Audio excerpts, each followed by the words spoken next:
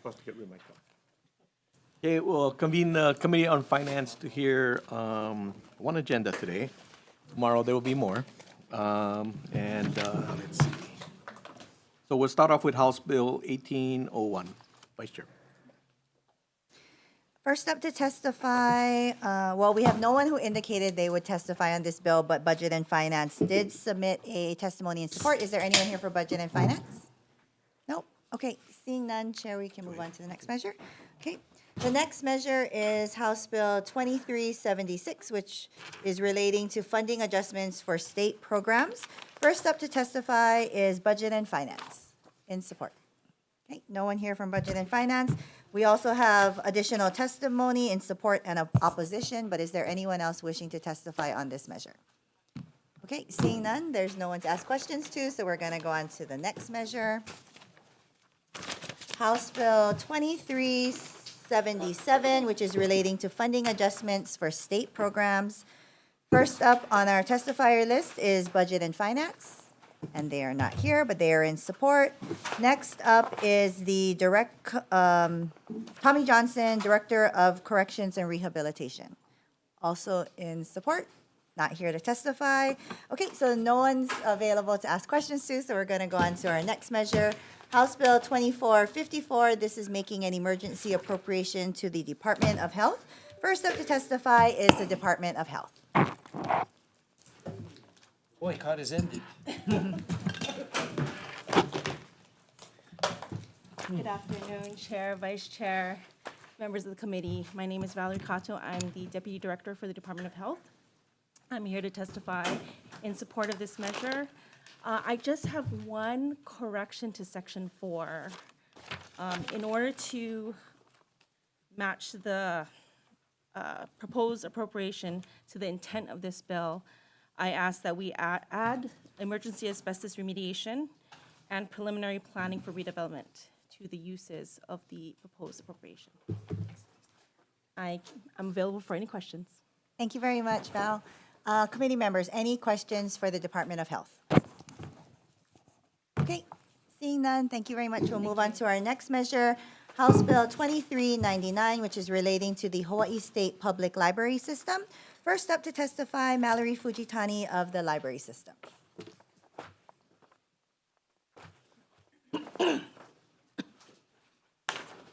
Mallory Fujitani, Special Assistant to the State Librarian, standing in on our written testimony in support. This is purely a clerical error or a technical error that we did not take care of a couple of years ago, and there is no budgetary impact to it. We already have the funding. Great, thank you very much. Answer any questions. Is there anyone else wishing to testify on this measure? Committee members, any questions for Mallory? Nope. Okay, thank you. We'll move on to our next agenda item, House Bill 2489. This is relating to tax administration. First up to testify, we have the Department of Tax.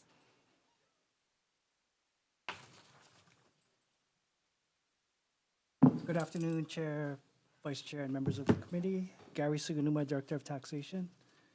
The Department of Taxation strongly supports this administration measure, which would allow the department to employ exempt senior developers that would be able to help us effectuate complex changes to the TSM system.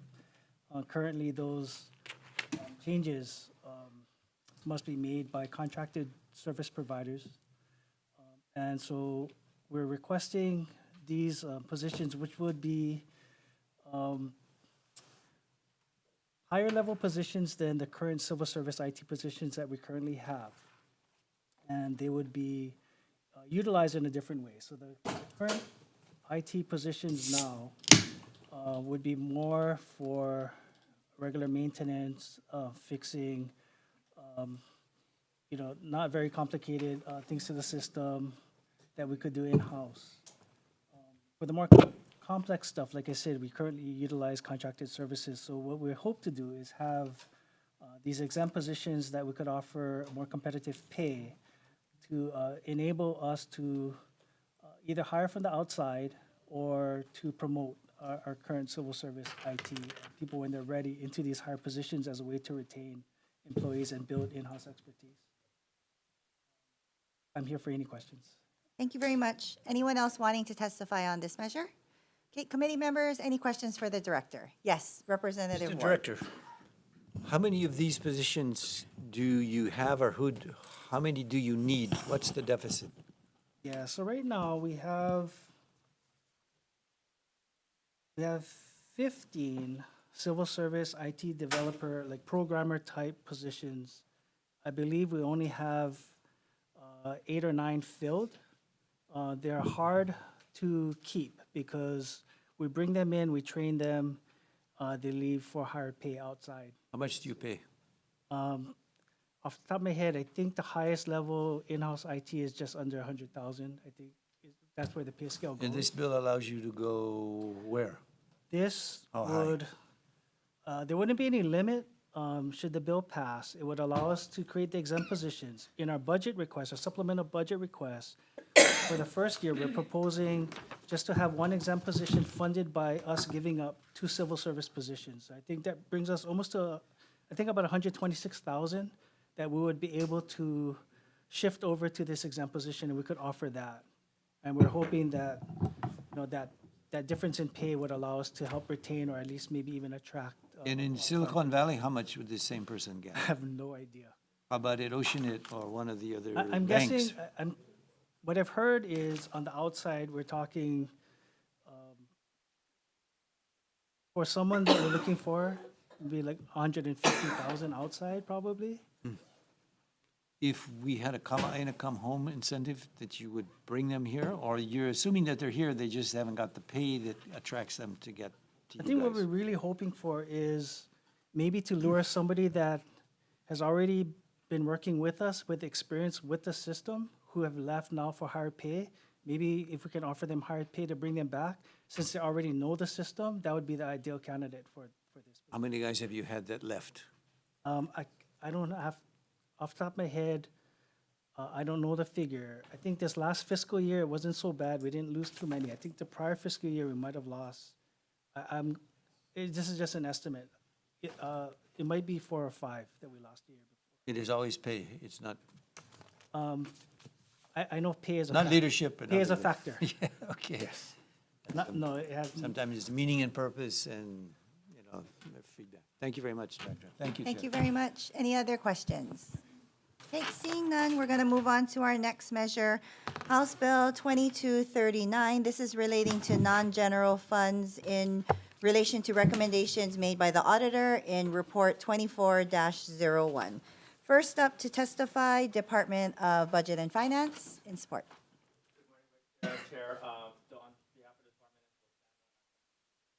Thank you, Director. Next up, we have Tom Yamachika with the Tax Foundation of Hawaii on Zoom. Thank you, Chair, Vice Chair, members of the committee. Tom Yamachika from Tax Foundation. We have submitted written testimony. We'll stand on it and be available for questions. Thank you very much, Tom. Anyone else wishing to testify on this measure? Okay, seeing none, committee members, any questions? Okay, seeing none, we're going to move on to our next item, HB 2238. This is also relating to non-general funds, but based on recommendations made by the auditor in report number 23-17.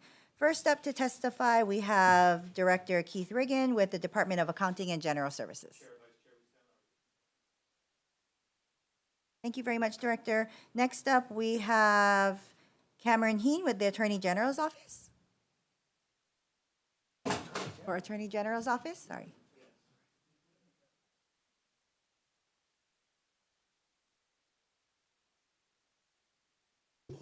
Randall Nishiyama, Deputy Attorney General for the Department of the Attorney General. We believe that the auditor's position on the converting the Washington Place Trust Fund to a special fund is misplaced. We believe that the trust fund serves its beneficiaries, which is the preservation and protection of Washington Place. We believe that converting the Washington Place Trust Fund to a special fund will result in a loss of funds and a loss of artifacts to the Washington Place. We'll be very happy to answer any questions that you may have. Thank you. Great. Thank you, Randall. Next up, we have Tom Yamachika with the Tax Foundation of Hawaii. Thank you, Chair. Vice Chair, members of the committee, Tom Yamachika from Tax Foundation will stand on testimony and be available for questions. Thank you very much, Tom. Anyone else wishing to testify on this measure? Seeing none, committee members' questions. Yes, Representative Kobayashi. For Attorney General. You said that this could result in the loss of artifacts from Washington Place.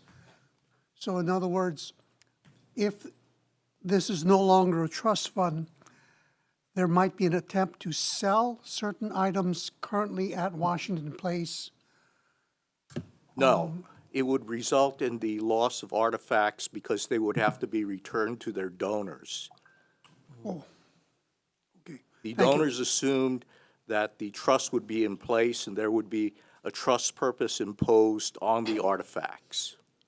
If the trust purpose is no longer there, we may have to return the artifacts to their donors. Okay, thank you. Thank you very much. Any other questions? Yes, Representative Ward. Thank you, Mr. Attorney General. You can't be both then. You can't be a special fund and you can't be a trust fund. You can't put the two together. No, Which is the, what do they call it, authorizing or the chief authority in this case? The special fund would overrule the trust fund, or the trust fund would overrule the other one, or they just cancel each other out? the trust fund would be controlling. In this case, the example cited by the legislative auditor regarding the fund balance, according to Mr. Cameron Heen, the Washington Place director, the balance cited in the legislative auditor's report of $130,000 resulted from a donation that was made a number of years ago that was encumbered with a trust purpose. Mr. Heen is here, and he can respond to that question more specifically than I can. Would, Madam Chair, could we bring up Mr. Heen? Sure.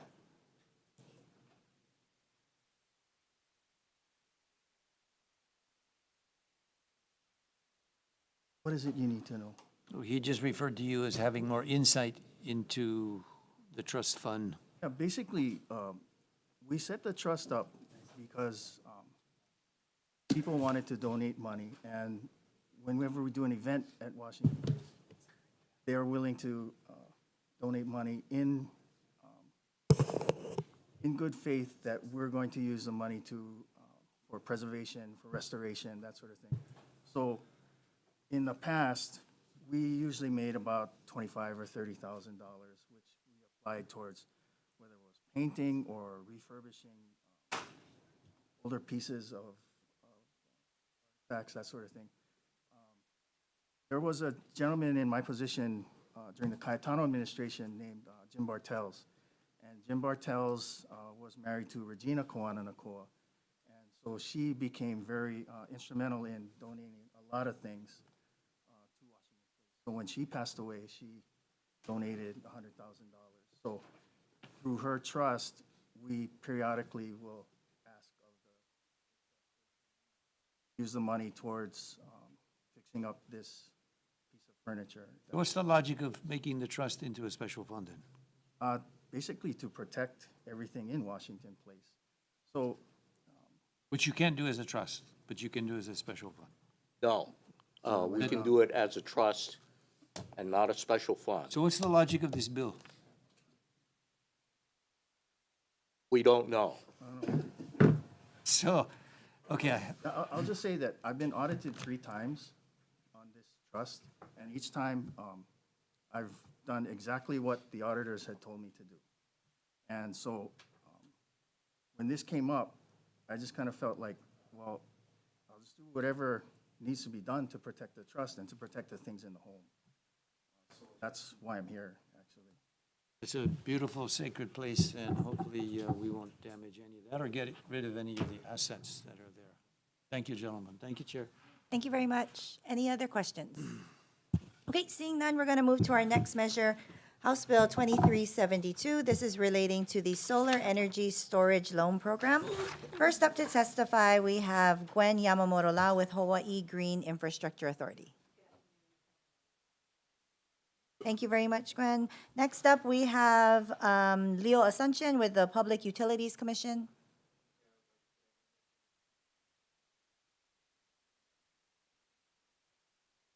Great. Thank you, Leo. Next up, we have Ted Bolin with Climate Protectors Hawaii. Good afternoon, Chair Yamashita, Vice Chair Kagawa, and members of the committee. Ted Boland on behalf of the Climate Protectors Hawaii. This is a really important bill. Solar energy storage systems are really important for the state in terms of meeting our climate goals.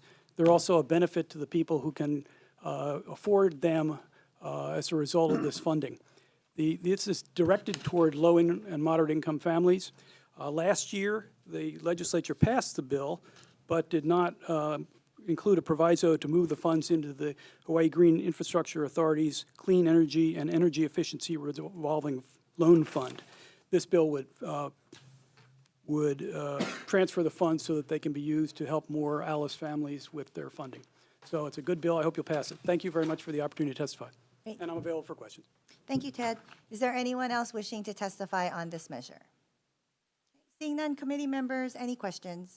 Oh, yes, Representative Ward. Chair of the PUC, we both live in Hawaii, so I've got to ask him a question. Even though I'm not going to ask him the question I want to ask about the blackouts that happened there, I want to know if this bill is going to help eliminate blackouts, no whether it's Hawaii or any other place, and what this bill may have to do about that, if anything. Thank you for the question, Representative Ward. You know, we do want more solar. We do need a lot more other resources as well. I think the impetus of this bill is targeted towards those low to moderate income, right? Those that right now, if you think about it, they're not able to participate and provide, right, to get solar and things like that. So I think that's where it lands, right? And we do have, you know, in all communities, right, we're going to have low to moderate incomes that want to participate, want to lower their electricity bill, want to provide, right, go green and all of that. But this will allow them to do that. So, But is there a market survey or demand that says they want to do it? I mean, even the people who can afford it, there doesn't seem to be a lot of people jumping on board to do solar. So those who are with limit, you mentioned Alice families. The governor said in his State of the State, 63% of the Hawaiian community are Alice families. The last thing I would think they'd be thinking of is getting solar, unless there's really a big structure of incentives that say, hey, you know, get it now and pay later or something. yeah, I would not be able to speak to Demand like, surveys? market Okay. conditions or the like. In the whole scheme of things that we're trying to do in terms of our energy future, this is Okay, where the it commission fits. feels It that fits. the bill is needed. Okay, got it. Thank you, sir. Thank you, Chair. Great, thank you very much. Yes, Representative I Ayi. have some additional follow-up. So I guess you're saying that these funds are for low-income people to do solar on their homes? Well, that I believe is the target audience But for, what is the home ownership rate of those people? well, now, I think it's gonna be someone else better equipped to find. My understanding is that we're trying to find more people, right? Right now, yes, it's probably limited to those who have home ownership, right? But remember, there are those condos and the like that want to do community-based renewable energy, right? Things like that, more distributed energy. So we want to find as much, right, people to participate. And right now, the barrier to those who are low to moderate income, who may be homeowners, right? They don't see the benefit, right? Okay. But they may see, right? They may see the benefit, but then they cannot get past the cost of even putting the basic system on their home. Okay, thank you. And I have a question. Yeah. So I guess your testimony was that the funds weren't transferred in the last legislative session? That's my understanding. I think Gwen Yamamoto-Lau can probably address this better, but that's my understanding. It's that the funds, there was not a proviso included to move the funds into the HGIA Clean Energy and Energy Efficiency Revolving Loan Fund. So the money's appropriated, but it doesn't have a proviso to move it into the correct. Okay, so then are you saying that there's $50 million sitting there that hasn't been spent? That's my understanding. Okay, thank you very Is much. that right? Thank you, Chair. Thank you very much. Any other questions? Yes, Representative Lamasao. Sure.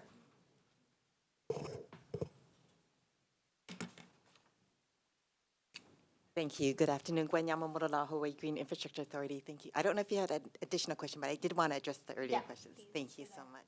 Yeah, so we have over 800 applications currently in the queue. The 50 million was released by the governor in December. We just got it in December. So we have been making loans on that. Homesteaders, a lot of our DHL, they are low and moderate income, and they are homeowners also. And so a lot of our applications are from the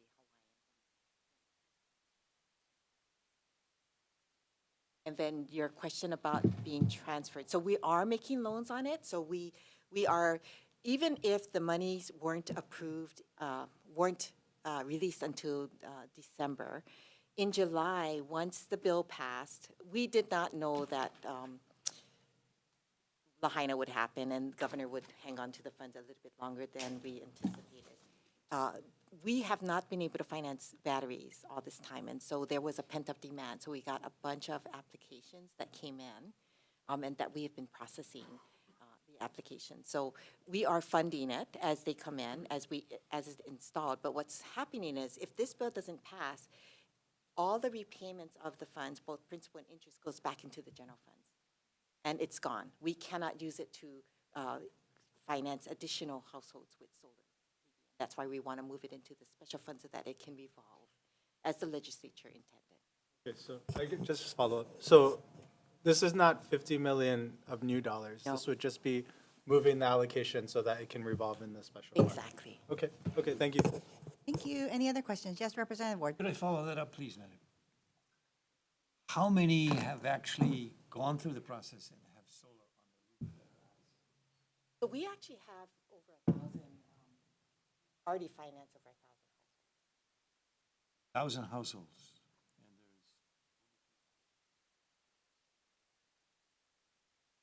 there's demand is, you got a big pile of money. How much have you spent out of that? So we actually went through, so the GEMS bond was issued.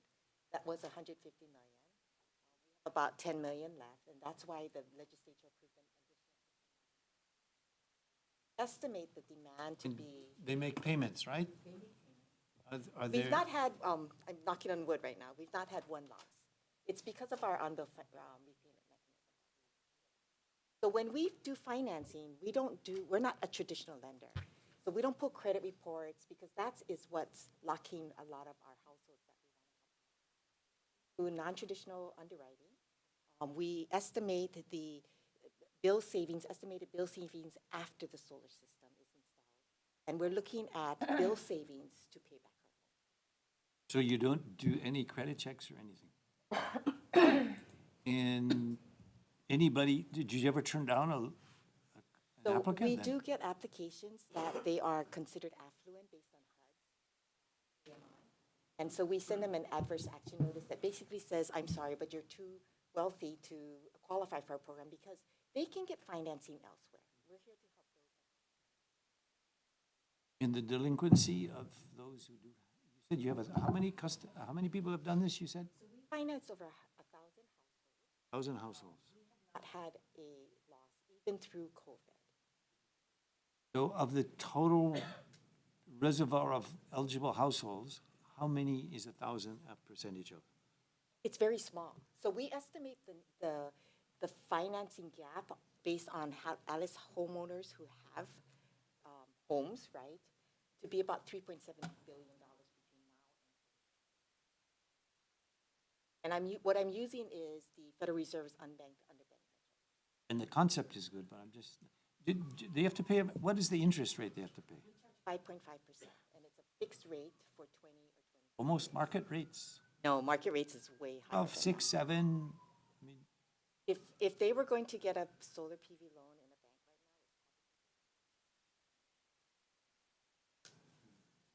right now, interesting. Thank you very much, thank you. Thank you. Yes, Sorry, Representative last set Ayu. of follow-up. So these homeowners aren't actually seeing any savings, right? Because you're taking that money that they would have saved to repay the loan. So we have to, depending on the amount of disconnection notices, again, these are people that are having a hard time, right? So if they have not had any disconnection notice, we need to estimate a 5% savings minimum after after the solar is installed, including had 1 to 4, then 10. If they had more than 5, 15%. And it just depends on the utility rates. As an example, during COVID, we helped. There was a family in Hilo that they were impacted by they were working with the visitor industry, so they were impacted by COVID. Mom was looking at how can we lower our costs, right? And so she came across. We were able to finance the PV, but we weren't able to finance batteries. So what the family did was we saved in 2020. And then we financed a solar array. Back in December, when I spoke to Mom, she said, back then, we estimated a $250 savings, right? Because it was based on the rate back in 2021, right? She said she's saving $500 a month because the rates have gone up.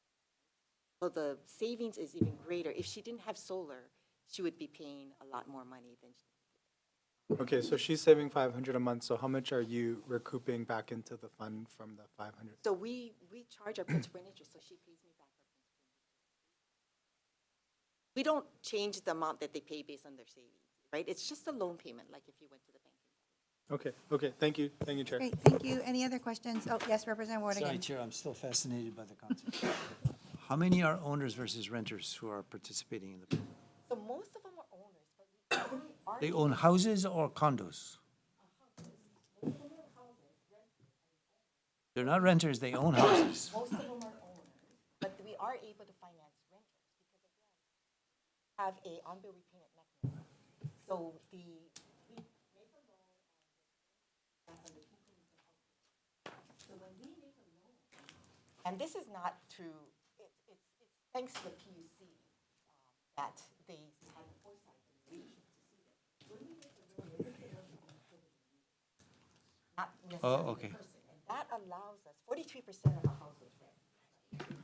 I think it's higher than that, actually. So that allows renters to participate. But if what you have now, what are renters versus owners that are doing it? I can get you the percentage. It's mostly Mostly homeowners. So these would be low-income homeowners who have at least a median value of house of 1.2 million.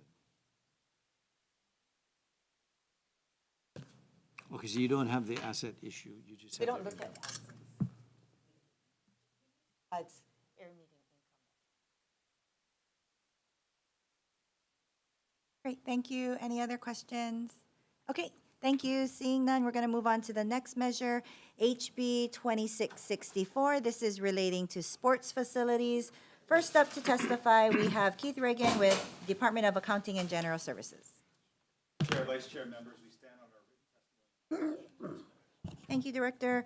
Next up, we have Ryan Andrews with the Stadium Authority.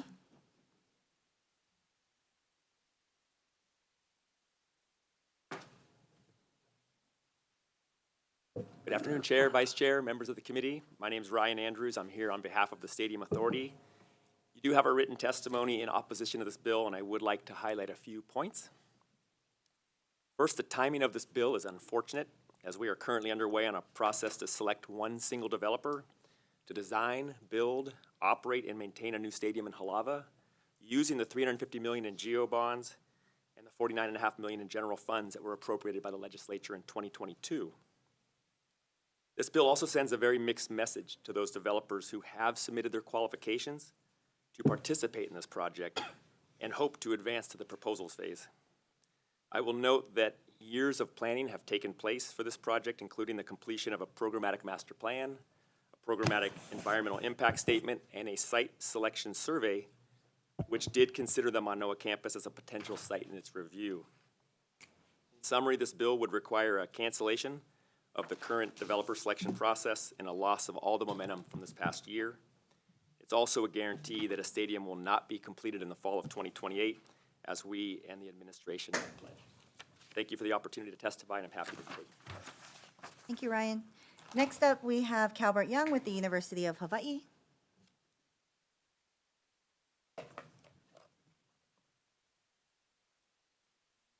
Chair. So for the University of Hawaii, we are not supportive of this measure.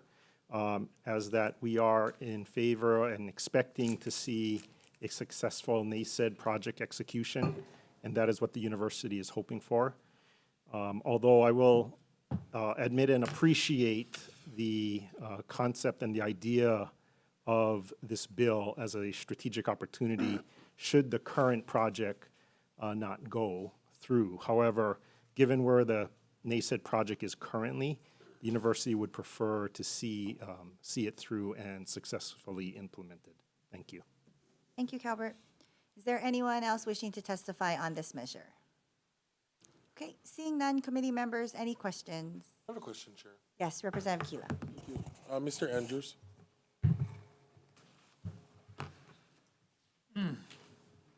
Thank you for your folks' testimony. How long have you been the authority manager at the Loa Stadium? Approximately 2 years as the stadium manager and 6 years as the deputy manager. So, in the intent of the construction of a new facility, has the authority taken into account what maintenance would look like? Yes, that's actually one of the great, I think, values of this procurement is it includes the long-term maintenance that would be the responsibility of this developer. So then the responsibility of maintenance is not gonna fall onto taxpayers? That's correct. Was that the intent of the previous stadium, or were we held liable for maintenance in the previous construction? In the existing stadium that we have today, Oh, yeah, I guess. no, that was, as you know, strictly on the taxpayers, as well as whatever revenues the stadium earned on its own. And based on the history, there wasn't enough money to fund the ongoing maintenance was a problem, which is why this public-private partnership, we believe, is the way to go, because it would require this developer to generate that revenue, not only from stadium operations, but from the surrounding district to fund the long-term maintenance. And then is it the stadium authority who is the overseer to deem maintenance adequate or inadequate?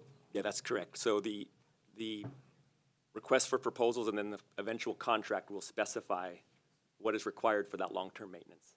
Okay, thank you, I appreciate that. Welcome. Thank you, Chair. Thank you very much. Yes, Representative Ayu. I guess my question is, if we were to do this bill, how much money would we have essentially lost in planning or? Good question. I don't have the number on top of my head, but I believe Just- to date, yeah. roughly 25 million has been spent in the planning, which includes the environmental impact statement, the programmatic master plan, as well as procurement for the. And none of that would be transferable to, No, that money would be gone. okay, thank you. Thank you. Any other questions? Yes, Representative Ward. Thank you, Chair. Vice President Young, please. Calvert. This looks like a gift horse in the mouth that you're looking at.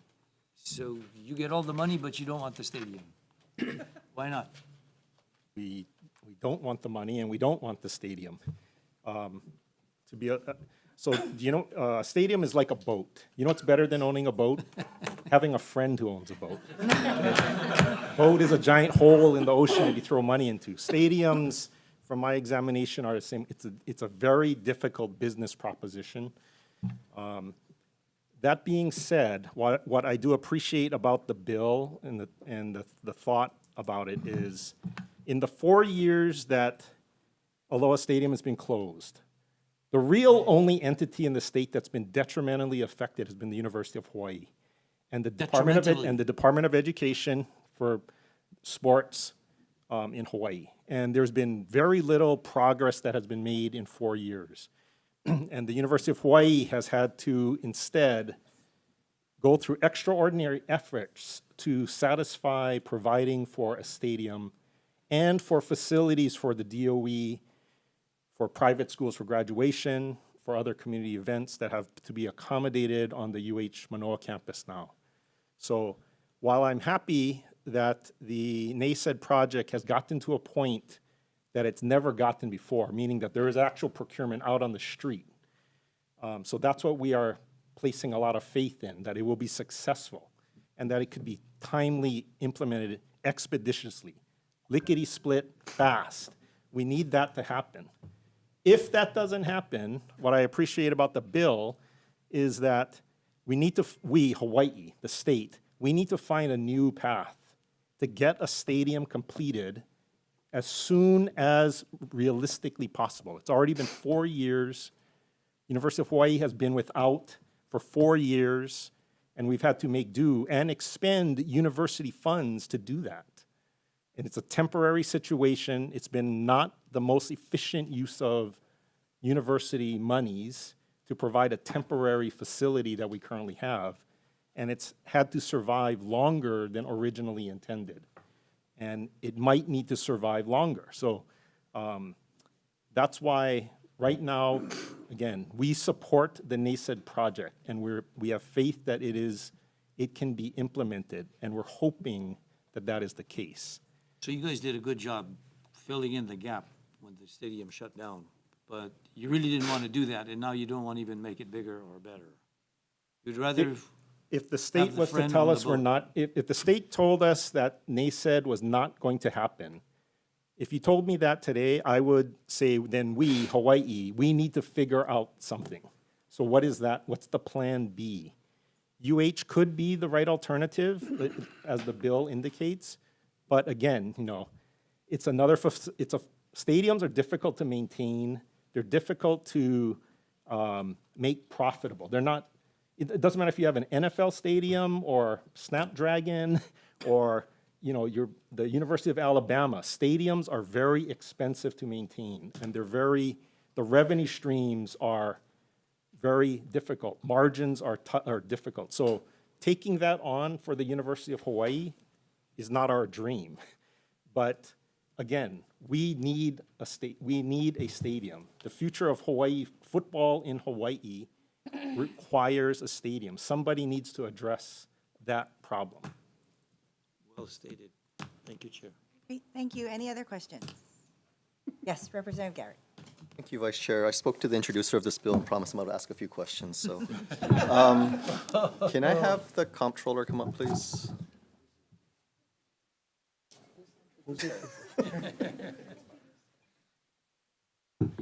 Hi there, Mr. Comptroller.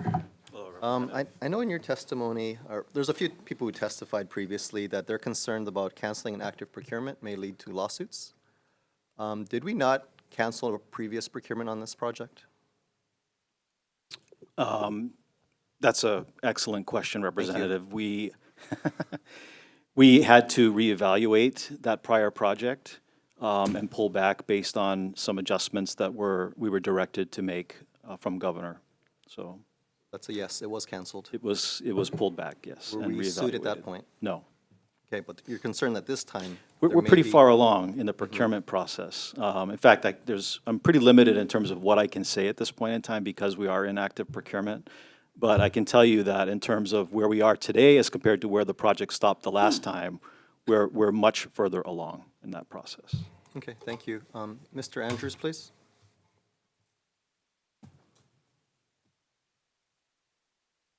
Hi there. Could you just educate us where you're at in the process? I understand the RFP went out late last year. I think you got a recent responses to the RFP. That's correct. The RFP went out December 14th, and the qualifications deadline was February 14th. And so the evaluations are taking place on the qualifications. So what happens next? Once they're evaluated, they'll be shortlisted down to, let's say, 2 or 3 developer teams, and they'll go to a proposals phase. Okay, and if you could just talk us through Yeah, to the sure. end. They thank will you. have till approximately the end of July to submit proposals for how they will not only design, build, operate, and maintain a stadium, but develop the rest of the district over, who knows, 20, 30 years. Those will be evaluated, and we will select one developer team to work with and go through a diligence and negotiation phase with them with the goal of contract close by June of 2025. Okay, and then what kind of, what is the decision-making process going to be like? Is this going to be like an executive session where you guys pick one and there's no opportunity for public input on who the best So respondent there might is an be? evaluation committee that is set up. It includes both state employees as well as people from the private sector and experts in those areas, and they have certain criteria that they will be evaluating, from financial capacity to experience and expertise in similar and other projects to just the overall understanding of the project in general. So that all gets evaluated. That is done like all other procurements, in a sense, behind closed doors, and it becomes public once there's a contract.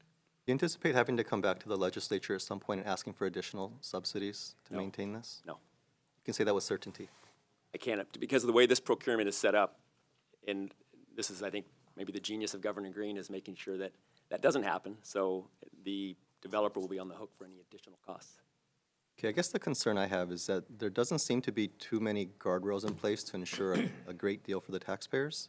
I kind of feel like in many ways the authority is kind of pot committed. You know, you've already moved this far down, and that you're kind of forced to pick whichever is the best deal that's presented.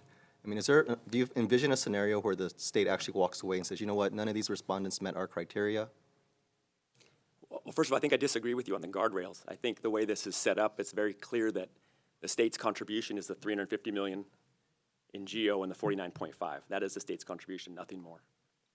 In terms of the process, I think one of the great investments we made was we engaged a market sounding process. In fact, we did 2 rounds of it to make sure that the product, meaning the RFP we put on the market, isn't going to fall flat. It's going to be something that's going to, A, draw interest and be something that's beneficial not just to the state, but to the private party. And I think that's what people have to understand as in a P3, it's got to be beneficial to both sides. So I truly believe that this is a good procurement, and I'm very optimistic about the outcome. Okay, thank you. May I ask a question of someone who did not submit testimony on this? Thank you. BNF Director, please. Yes. Finance Director. I can tell you're paying close attention to the discussion here. Catching up on email. No, understood. You know, in light of the hearing in the Senate yesterday, a lot of concern about what our obligations are going to be for the Maui wildfires. When you look at what the state's capacity is, whether it's for CIP or the budget, are you looking back at things that have already been appropriated as a potential revenue source for to cover those kind of expenses tied to the Maui wildfires? Everything is on the table at this point in time. Yes. You know, this obviously, if I'm not mistaken, I think we were talking about the stadium. Correct. The stadium is something that the governor is committed to, so that wasn't part of the calculus when we were kind of just looking at the overall universe of potential. I think when we look at CIP projects and CIP projects that have been appropriated, I think one of the things that we determine is whether or not that there is a path forward towards completion. You know, obviously there's been a lot of consternation about what happened with the DOE and that original exercise that we've gone through. But, you know, as the state continues to push forward on its execution of capital improvement projects, everything is on the table, Representative. Okay, thank you. Thank you, Chair. Yes, Representative Ayu. Cover, I have a couple questions.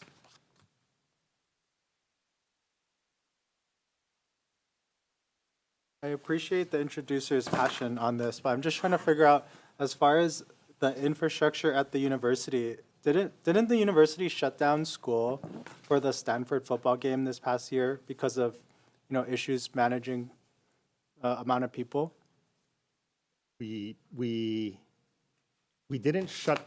You canceled classes. We didn't shut down the campus. We had to direct faculty and classes that they had to move to a non-physical presence from campus. So if that could have included foregoing certain classes, but the instruction was not to shut down. Okay.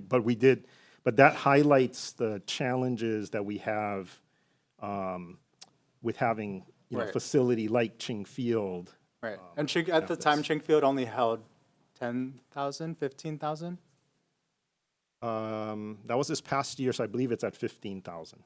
And then the stadium that's being proposed is much more substantial than that, as far as...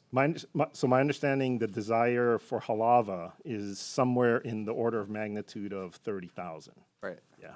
We hypothetically, if we were to build a stadium at UH Manoa, we wouldn't even be looking at 30,000. It would have to be less. Okay, thank you. Thank you very much. Thank you, Representative. Any other questions? Yes, Representative Thank you, Ward. Chair.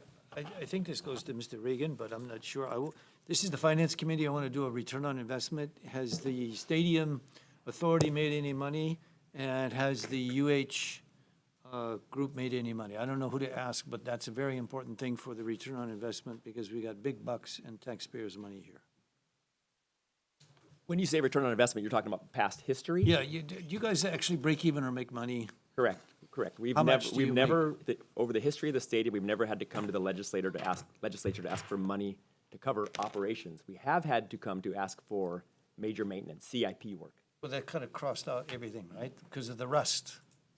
Didn't the rust sort of wither away your profits? How much were the point is, how much money did you guys make? It's hard, it's 40 years of history, so Well, on average, give me your last year that you were open for business. about $10 million. $10 million.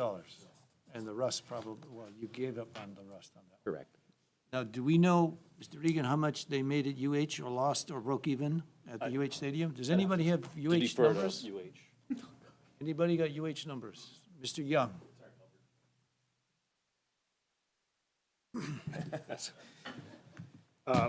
I couldn't tell you the specific numbers. What I can tell you is that the arrangement that UH had to play at Aloha Stadium was effectively a cost for the university because we basically were just a customer tenant. And over the years, the Stadium Authority had worked with UH to bring that cost down, sharing of the costs. But I think Mr. Andrews would agree. It's not like the pie was some lucrative revenue-generating pie that everybody was splitting up. Aloha Stadium didn't make enough money to pay for all of its maintenance and operations. So the pie was small, and we're talking about everybody is trying to contribute to make this tiny pie. UH was, I think, one of the bigger revenue streams in terms of paying for the facilities. How big was it? UH revenue stream? The order of magnitude I remember was that just before the shutdown, UH was paying something on over about $100,000 to $125,000 per game to play at Aloha Stadium. How many games? How many games? Like I'm trying to measure his $10 million versus what your percentage of his $10 million, what percentage came out of you guys? The biggest revenue stream for the Stadium Authority is not football or stadium use. And I should specify, so when Calvert references $100,000 to $125,000 per game, those are direct operational costs, what we call pass-through costs. So those are for things like hiring police, ushers, ticket takers. It's not a rent, it's not a profit. We don't make money on that. So you give them free rent when they play? That's an expense. They don't pay $1 of rent. Just operational? Just operational costs, which they pay today at their own stadium, but probably less because But they were your biggest customers or not? They were our primary client, meaning we gave them scheduling priority, but in terms of revenue, no, we made a lot more money doing concerts. But Calvert, did UH break even when it put the stadium up and got smaller crowds, a smaller stadium? What kind of It's no income did secret that when the pre-pandemic, so this is before Aloha Stadium shut down, UH Athletics did not make money. It operated in the red. I mean, that is not a secret, right? Then you built a stadium. How much money did you get from the stadium? I'm trying to compare his $10 million versus whatever you guys did. So Ching Field, the one thing about from what I've seen on athletics for football revenues, even though Ching Field is smaller than Aloha Stadium, because of the different revenue opportunities, UH Athletics actually brings in more money for football in a smaller facility at Ching Field. But it's not to say that it's operating in the black. It is or it is not in the black then? I don't want to say that. The numbers that I've seen, the numbers look better, but I wouldn't say that UH is one of the 8, profitable Division I athletic programs in the country. That's not, and truthfully, there's less than 10, right, on two hands, the number of profitable Division I athletic programs in the country. That's not going to be UH. Mr. Young, I'm trying to compare his $10 million of profit compared to what you guys did. Or yours is not even Can I profit. clarify? That's not profit, that's total revenue. Okay. Yeah. Give us total revenues, which really means you guys probably not making much money at all, both of you. But anyways, go ahead. No, that's correct. I don't think the Stadium Authority is making a lot of money, and they're certainly not making it at the expense of UH.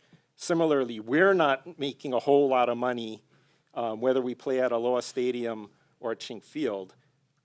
If this was purely about finances, I would say as the finance officer, the Ching Field arrangement is a better arrangement financially for UH than compared to the pre-pandemic Aloha Stadium arrangement. But what we are hopeful, working with the Stadium Authority and Mr. Andrews and the Stadium Authority and the project team, the expectation is that the NACED project is going to result in a better financial arrangement for UH than what we got with the original Aloha Stadium. That is what I am relying on. I am expecting to see that happen. If we back up from the point of view of the taxpayers of Hawaii, which investment would be the most lucrative or the most beneficial to them? In the Aloha Stadium or the Ching Field?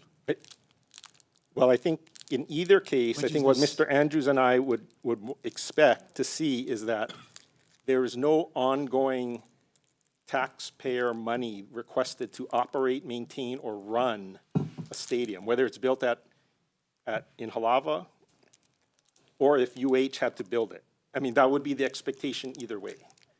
So that there's the commitment of funds that's currently in the budget right now for NACED. I think that's what Mr. Andrews is saying, is that the expectation is that that's it. That's all the state's putting up from now and into the future. And I will tell you that if, again, hypothetically, if UH had to do this, that would be the project that we would go after too. We don't want to be having a subsidized situation for this type of facility. So in the traditional sense of return on investment, it's not applicable. But in terms of a qualitative, what is the better way to build for the future of sports and for the sake of the people who want to go to it, which is the better way to go? I'm definitely going to argue on the building it in Halava, obviously, and the reason why is because it doesn't just support the university, it supports the DOE, the graduation events we do, the high school events we do. It's also a site that has been a stadium for 40 years. We've got the infrastructure to build a new stadium. We're directly adjacent to a Heart site. We're central to Oahu. It's an ideal place for an event venue that can support many uses in Hawaii beyond just football. And Mr. Young, you're shaking your head, you agree? Yes, I totally 100% agree with Mr. Andrews. But this return on investment idea, I would say, again, as a finance officer, that is true if we are limited to talking about a athletic facility. Because in my opinion, athletic facilities tend to have a low ROI to begin with. You said you made the most money on concerts, right? Yeah, but yeah. Compared to football, yes. Yeah. Yes. But if you talked about two potential sites, only one of which needs to have a sporting facility, ROI becomes a different calculation, right? So that's why the NACED project tries to marry the non-sport facility with the stadium, basically, to try and capitalize on what is probably a higher ROI development, which is residential, commercial retail, to try and overcome or sweeten or improve what is a very low margin activity, which is the sport facility. That's where you get into the economics. Mr. Andrews, you want to add something to that? Otherwise, my time is probably, the chair is grimacing. I'm okay, thank you. You're okay? You guys are okay? You're both on the same sheet of music, basically, correct? I believe so, yes. Thank you, Representative Ward. Any other questions? Question. Yes, Chair. Okay, Mr. Andrews, the RFP, does it include any kind of guarantee by the winning bidder to put up a bond or anything if costs escalate and then they need additional money, but, the state already has said that it's not going to put any additional funds in, and financially it is not feasible for them to continue because it just doesn't pencil for them because of escalating costs. And will they, is there anything to protect the state? It's a great question. I don't have an answer for you. I could find out for you. I know we've had discussions about bond requirements, but I don't know where we've landed on that. Because it's not in the RFP. It may be in the RFP. I don't know. I got to look. Thank you. Okay, Calbert.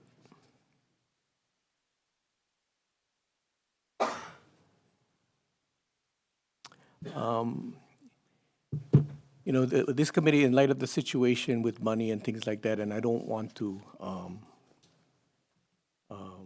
if money gets tight, what we may look at is all the different special funds, so this is one that we may look at. And so with the current, and we need capacity for bond appropriation also for other things that, you know, I mean, if we grab the 49.5 in cash because we need it, then obviously this won't pencil. The NACED project won't pencil. And then that opens up capacity in GEO. Now, if we were to build a stadium because we need one at Manoa, what would be the minimum that we would need to put something up to meet your needs?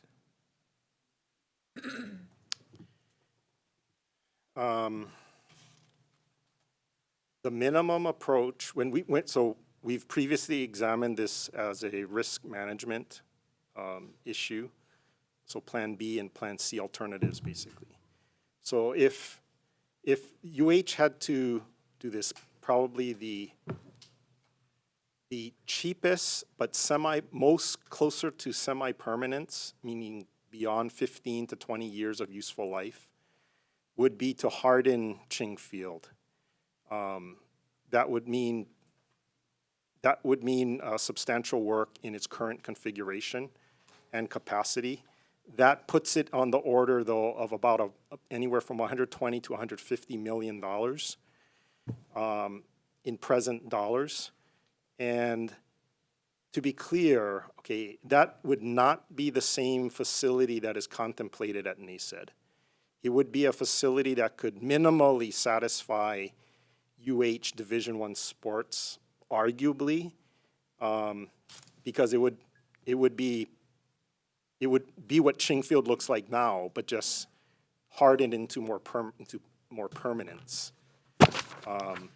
So that's a substantial amount, and there are other issues that that amount would not address. Infrastructure, situs costs for parking. You know, that's only to make the current facility hardened. So that's the number I would tell you. That's the minimum UH would have to be satisfied, and so would the state have to be satisfied with that. Okay. So to meet other requirements, restrooms, any kind of other things like that, what would that add?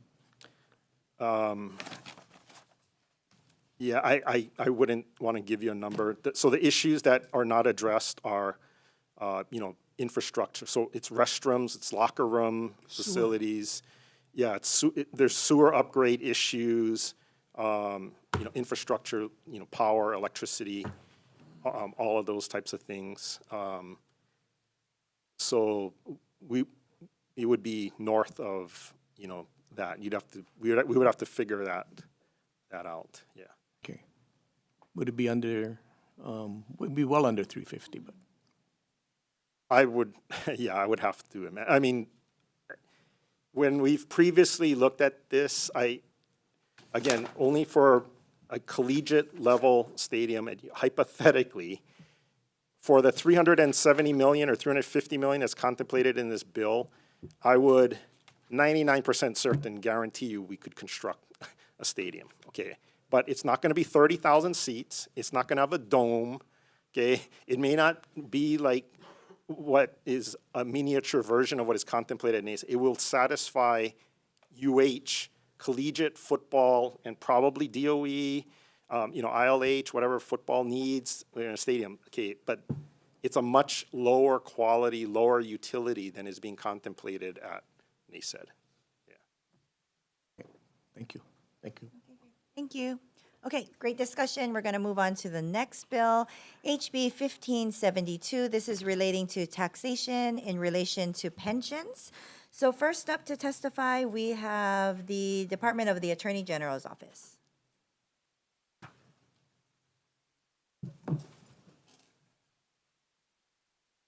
Good afternoon, Chair, Vice Chair, members of the committee.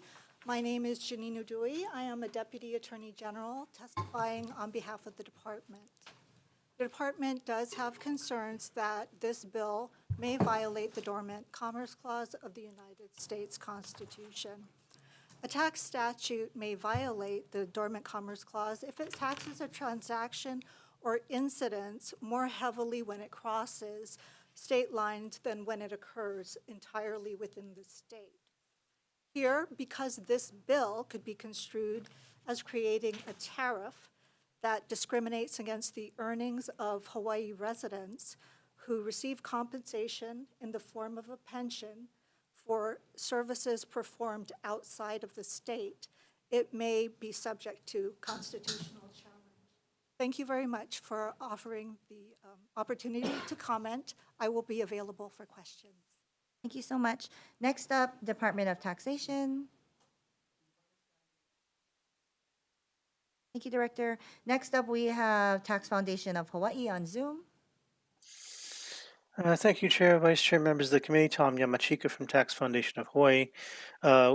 As mentioned in our testimony, we also have questions about Dormant Commerce Clause.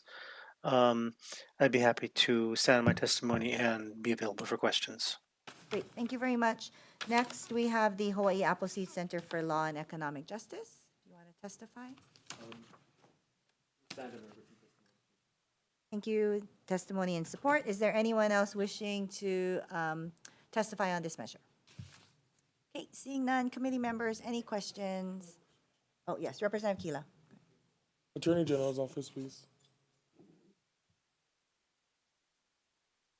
Well, other than citing the constitutionality challenge that could be posed, there's no other issue with the bill. Not that I could see, no. Okay. At least legally. Legally, as Constitutional right, and so aspect. in your folks' position, it could be challenged. And in the case we pass the bill, you folks just have to defend it. If it survives veto, yes. Thank you. Thank you very much. Representative Kobayashi. For Tax Department. Do you have an estimate of pensions collected in Hawaii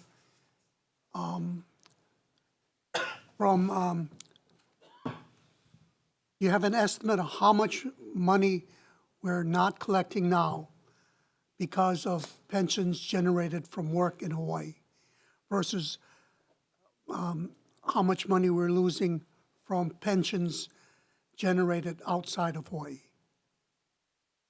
Yes, what I have is the expected the revenue impact if this bill were to become law.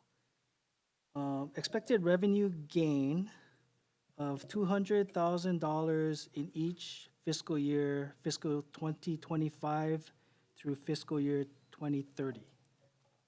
200,000 per year. Each of those years. And that is for all pensions or just pensions generated in Hawaii? It is my understanding, based on what this bill is trying to do, is that by subjecting pension income related to earnings for past services performed outside of Hawaii, if we subject that to tax, that would be the revenue gain. That doesn't sound right. Can't imagine that number so low. Okay, thank you. Thank you. Representative Ward. Sir, what is the definition of past services paid by pensions? What is that? What does that mean when you said this limits exclusion from gross income to pensions received for past services provided in another state? What are services that pensions provide other than income? No, That's so it. it's, my understanding is that these are taxpayers that have they're earning pension income. It's related to Their past work? Is that what work that means? outside of the state, yes. Okay. Chair, may I ask the AG a question? Yes. Madam AG, on a scale of 1 to 10, 1 is there's no leg to stand on, and 10 is this is no, don't worry about constitutionality. You said may as your kind of fudge word. So 1 is, hey, no way it's going to get through, and 10 is that, hey, it's going to sail through. We just got to be a little bit gutsy about it. 1 to 10, if you're willing. 1 is it passes. 1 is that, No hey, problem, this, and the 10. Constitution is, you got no leg to stand on. The Constitution says you cannot do this. 10 says, go for it. As Representative Keela pointed out, if the bill does pass, we will vigorously defend it. And we will argue that any bill passed by the legislature. So if it does pass, we will vigorously defend it. Is there a constitutional problem? Yes. Is it? How intense is the problem is It's what a I'm big saying. Some people get scared when you say that. Others say, well, they always say that. It's a problem. We believe it's a problem. How serious is it? 1 to 10. Sorry. Okay, I hear you, but it's It's a problem. a problem. But you'll defend it. We will defend it. But if it's like a 9, you're gonna waste our money then. It's never a waste of money to defend. This goes beyond the scope of the discussion. Thank you, Chair. Thank you. Any additional questions? I have a question for the Attorney General's office. So if we taxed in people who earned Hawaii pensions and out-of-state pensions the same, would that be constitutional? So this is only because we're treating out-of-state pensions differently? Correct, Okay. because basically that would impose a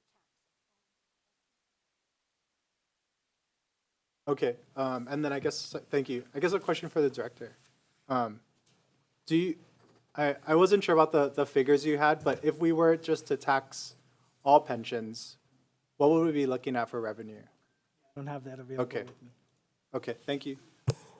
You. Any others? Yep, Chair. Okay, question, Attorney General, sir. Okay, you said that if the bill passed, you would defend it, but that's assuming that the governor signs it into law. Correct. So when that happens, when the legislature passes it, will you recommend to the governor to veto? We cannot, I can't tell you at this point what we will do. As the bill is written right now, We believe it is unconstitutional. so you would recommend veto? Okay, thank you. Thank you. Any other questions? Okay, seeing none, we're going to move to our next agenda item, House Bill 1662. This is relating to a child tax credit. First up is the Office of Hawaiian Affairs.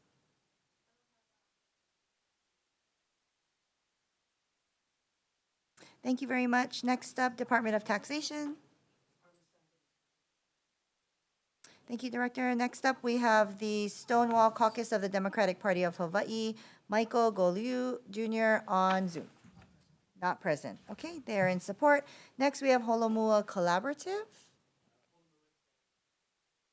Great, thank you very much. Next up, we have Tax Foundation of Hawaii on Zoom. Thank you, Chair, Vice Chair, members of the committee, Tom Yamachika from Tax Foundation of Hawaii. We will stand on written testimony and be available for questions. Thank you so much. Next, we have Catholic Charities Hawaii on Zoom. Not present, okay. Next, we have Hawaii Appleseed Center for Law and Economic Justice. Good afternoon, Chair, or the soon-to-return Chair, Vice Chair, and members of the committee. I am overjoyed to testify in support of the child tax credit on behalf of Hawaii Appleseed. We have almost grown accustomed to poverty being a permanent reality, being something immutable that we can't change, when the reality is we can change it. And the child tax credit is proof of this. At the federal level, the federal child tax credit cut poverty, child poverty that is, by 40% in 2021 when it was expanded. That's 2.9 million children lifted out of poverty. The single most effective anti-poverty program in the history of the United States. And we can implement this in Hawaii as well at the state level.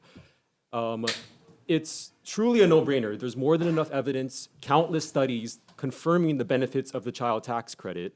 And to do so in Hawaii would represent a historic decline in the child poverty rate. We know how to solve child poverty. This is the way to do it. And by giving money, unrestricted money, that families can use to spend on whatever their basic necessities are, however they wish to spend it, we can empower these families to ascend to higher socioeconomic statuses, to become economically secure for the first time in many of their lives. So from our perspective, this is simply the best, most effective way to help Hawaii's children that we know of, and we truly hope that you all agree with us there. Thank you. Thank you very much. Next up, we have IATSE 665. Hello, Chair, Vice Chair, members of the committee. Tuyana Scanlon, President of IATSE Local 665 and International Trustee. I just also want to point out that not only did it create record reduction in child poverty, but in its absence, new census data shows that in absence of the federal child tax credit, child poverty skyrocketed to 12.4%, higher than pre-pandemic levels. This would mean an incredible amount of support for the working families of Hawaii, who we also stand in support of, and we stand at our written testimony in strong support. Thank you. Thank you very much. Next up, Hawaii Public Health Institute.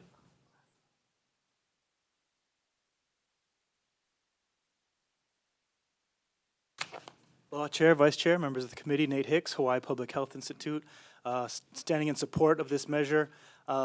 Recognize the difficulty that you folks are facing trying to balance the budget, trying to make sure that the state has enough funds to fund the programs in Hawaii.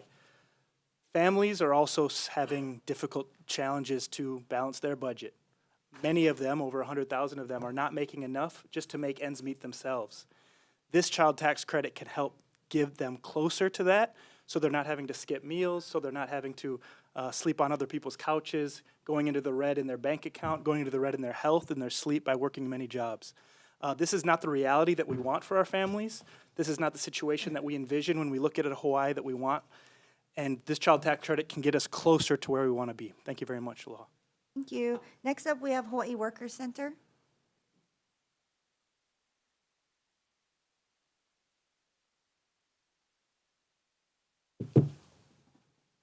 Good afternoon, Chair, Vice Chair. My name is Sergio Alcobillo. I'm the Executive Director of the Hawaii Workers Center, and we stand in strong support of this bill. Just hearing everyone's testimony today, we mentioned Alice families, we mentioned the lack of tax revenue, we mentioned all different things.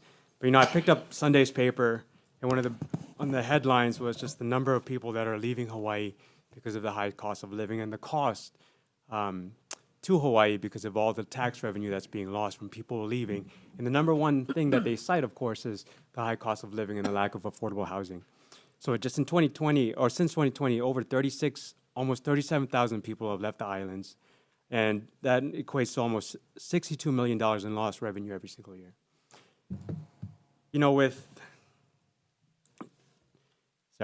Just looking at this bill, when I did my taxes last year, we would have qualified for almost $500 for our 2 kids and cash back that we could have used for things.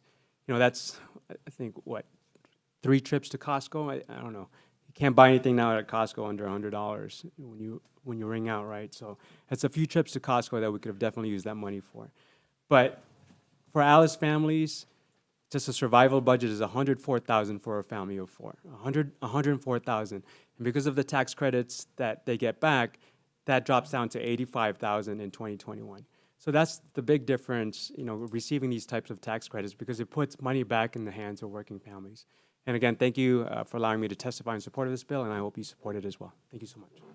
Thank you very much. Next up, we have Hawaii Children's Action Network Speaks on Zoom. Nicole Wu. Aloha, good afternoon. Thanks for hearing this bill. We support tax credits for working families, especially those families with children. We're a child advocacy organization, and we all know that childhood poverty has really long-term effects on children. It's their health, it's their academic achievement, and there's research even showing that poverty affects their earnings as adults. So in many ways, investing in tax credits like the child tax credit is an investment in the future of our state, making our future workforce more productive and making families healthier. So we stand in support of this bill as well. Thank you. Thank you very much. Next, we have CARE's Angela Melody Young on Zoom. Not present. Okay, is there anyone else wishing to testify on this measure? Okay, seeing none, committee members, any questions? Oh, yes, Representative Thank you, Ward. Chair. No tax, please.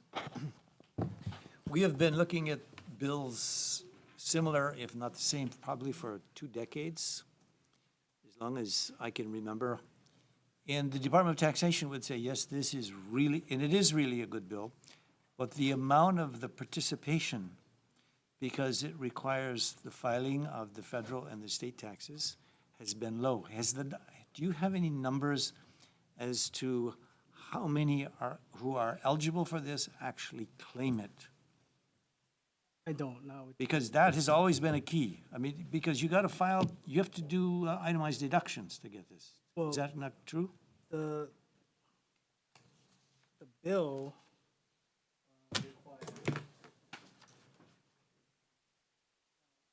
This files a Well, I federal file- income tax and yes, then you the have to state file one. on the federal side claiming the federal tax credit, the child tax credit. And then when you file your state one, you have to use the same filing status Exactly. on the federal side and then claim the same. But you can't do that with what do they call it? Easy 1040 or whatever. The point is, can you make this easy so those who are eligible will actually do it? Because if we don't know the rate, if the rate is not changed, it's low, it's a great thing, but people are not taking advantage of it. They either need to be trained or assisted to be able to do it. In terms of what we're capable of doing in terms of modifying forms and stuff, I'm not. What we have is the estimated revenue impact should this bill pass. How much is that? Estimated revenue loss of 87.2 million in fiscal year 2025. Estimated revenue loss of 86.5 million in fiscal year 2026. Estimated revenue loss of 86.7 million in fiscal 27. Estimated loss of 87.5 million in fiscal 28. Estimated loss of 88.4 million in fiscal 29. 89.4 million in fiscal year 20. Okay, what's the estimated participation rate? I don't have that. How do you get those figures if you don't have participation A rate? really smart economist in our tax research and planning What's those office. high software guys that you want to hire earlier? So, I can follow up with you offline. I don't have that. We know the universe of those who would qualify for the child tax credit. We have a large number. Because if you got the revenue, if you don't have the per family estimation, I don't know how you guys can pull it out of the air.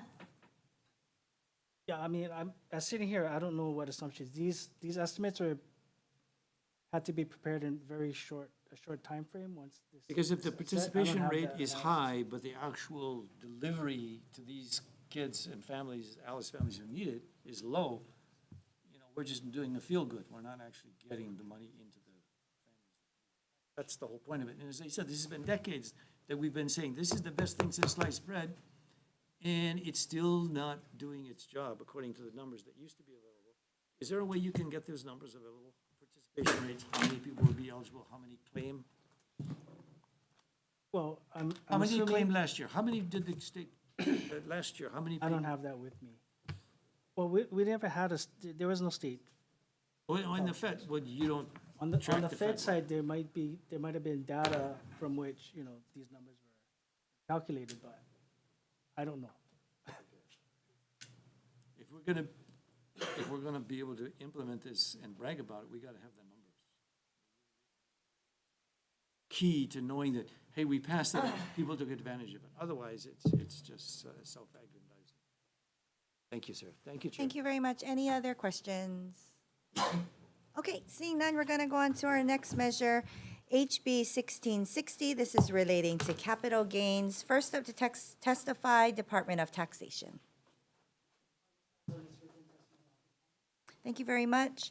Next up, we have Tax Foundation of Hawaii. Thank you, Chair, Vice Chair, members of the committee. Tom Yamachika from Tax Foundation of Hawaii. We will stand on a written testimony and be available for questions.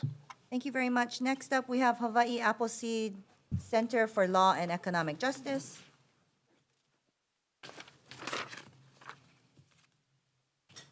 Thank you again for the opportunity to testify today, this time in support of taxing capital gains at the same rate as ordinary income. We believe in tax equity as Hawaii Appleseed, and we believe that people should pay their fair share in taxes. The wealthy should be paying their fair share towards the government services that we all benefit from. On that matter, capital gains, the way they're currently taxed in Hawaii, gives the rich an advantage because they get taxed at the flat 7.25% rate. We believe that it's simply logical to be taxing all of their income at the same rate, regardless of where it comes from. So their income from work, if you're in the 11% income bracket, that should be taxed at the same rate as your capital gains made from assets like stocks and bonds. Doing so could generate upwards of $132 million in the first year for the state to use towards a variety of priorities that are desperately needed right now, especially in wake of everything that has happened with the Maui wildfires. The burden of this tax increase, as the data shows, falls pretty squarely on the wealthiest among us. So 85% of this tax burden, this increased tax burden, would fall on taxpayers or tax units for that matter, earning above $651,000. So these are not working class families. These are not those who are struggling. These are those who can afford to pay for this increase, and that is why we're supporting this bill. Thank you. Thank you very much. Next up, we have Hawaii Children's Action Network Speaks on Zoom. Nicole Wu. Sorry, I'm just having a little trouble with my Zoom. Thank you again for hearing this bill about capital gains tax. I took a look at Department of Taxation's really wonderful annual report, Hawaii Individual Income Tax Statistics. And to quote from their report, capital gains are heavily concentrated in the high end of the income distribution, especially for non-residents. The higher the income of taxpayers, the greater the share of capital gains in their taxable income in general.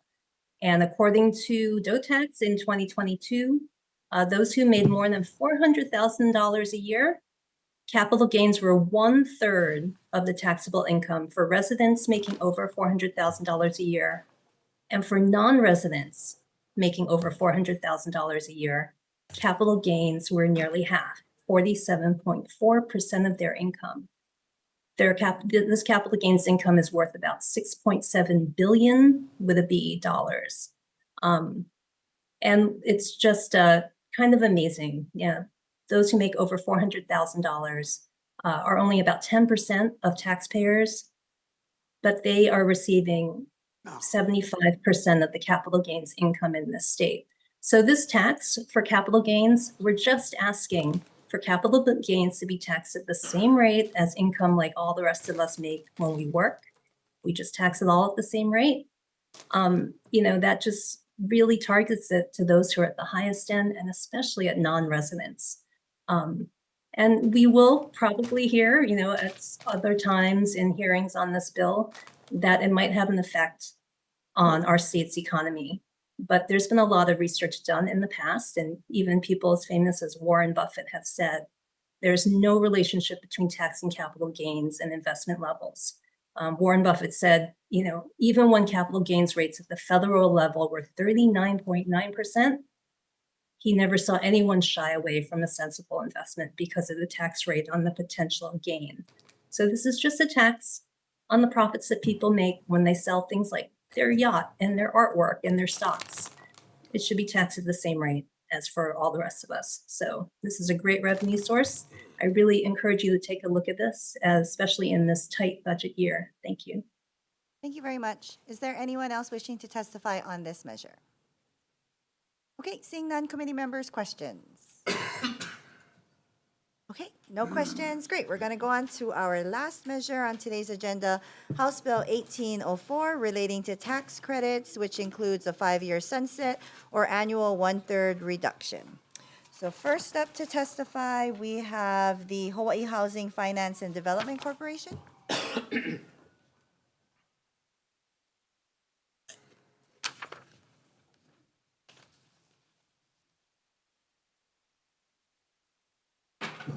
Good afternoon, Chair, Vice Chair, members of the committee. I'm Craig Huey, the Executive Assistant at the Hawaii Housing Finance and Development Corporation.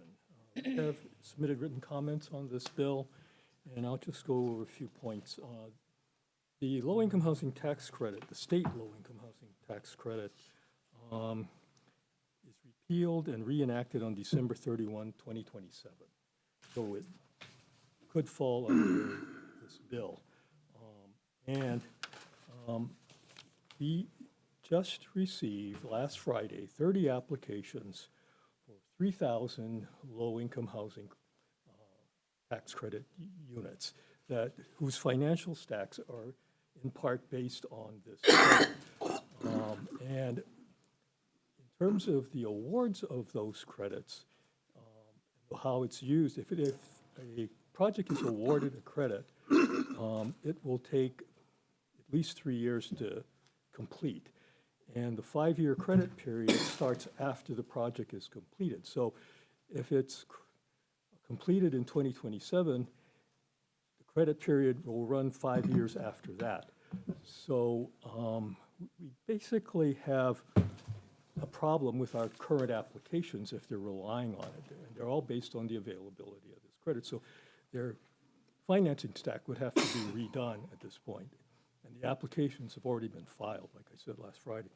The other thing is, we would like to note that there is a 2020 review of this tax credit under HRS Section 23-95C7, which is already on the books. So, I would suggest a couple things. Maybe we should wait for the outcome of that review. And if you're going to do something with this credit, you should be very careful about how you do it. Thank you. Thank you very much. Next up, we have Department of Taxation.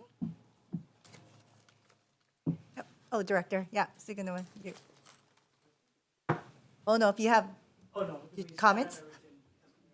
Okay, great, thank you. Next up, is there anyone from DBED here? Yes.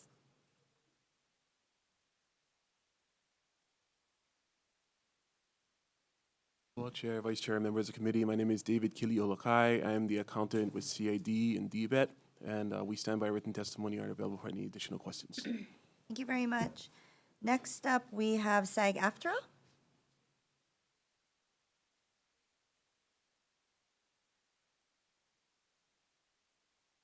Thank you. Next up, Tax Foundation of Hawaii on Zoom. Thank you, Chair, Vice Chair, members of the committee. Tom Yamachika from Tax Foundation of Hawaii.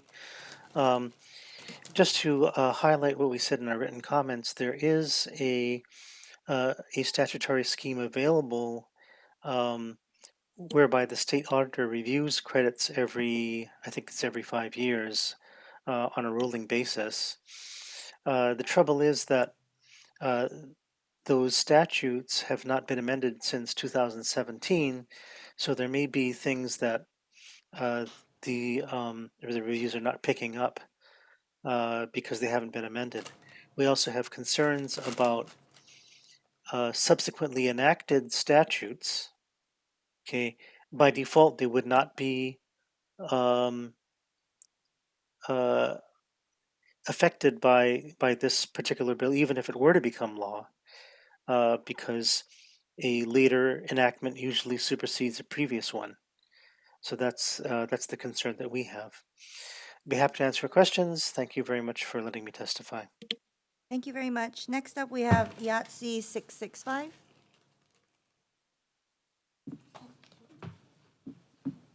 Hello again, Chair, Vice Chair, members of the committee. Tui Scanlon, President, IATSE Local 665, International Trustee. And on behalf of the workers that work behind the scenes and benefit from the film tax incentive, a lot of the narrative has been, it cost the state $50 million to support this program. Why isn't it going towards other things? And I will also highlight in our testimony, in 2022, it generated $45 million in tax revenue. So for a little under $5 million, the state invested in this program. It generated $726 million in economic impact, $168 million in household income. There are thousands of families that depend on this credit and many others, and to do away with all of them, to sunset all of them, including enterprise zone tax credit, capital goods excise tax credit. I mean, is unthinkable, like what the potential consequences, unintended potentially, but the consequences of this bill could be. Thousands of families defend on this, and we stand in our written testimony in opposition. Thank you. Thank you very much. Next up, we have Hawaii Children's Action Network Speaks on Zoom. Aloha. Thank you for letting me testify in this bill. I respectfully request that you defer this bill. Similar to some of the other testimony, but I'm focusing on tax credits for working families. One, again, wonderful report from DOTAX is called Tax Credits Claimed by Hawaii Taxpayers. Comes out every year.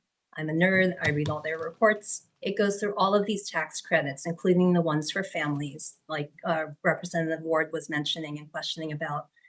We've got a food excise tax credit. We've got the earned income tax credit. We have a renter's tax credit. And here in Hawaii, those tax credits are really important because lower income families actually pay more in taxes as a percent of their income than the richest people. There's a national group called ITEP, and it's in my testimony of some of their charts and maps in my testimony. They just updated their national analysis of all 50 states' tax systems. And we have the third most burdensome tax system on low-income people in the state. Households making less than $22,000 a year are paying about 14.1% of their income in state and local taxes here in Hawaii, while those making over $500,000 a year are only paying about 10%. A lot of that has to do with our food excise, our GET, our general excise tax. So these kind of tax credits that we have in place help reduce that tax burden for those at the lower end of the income spectrum.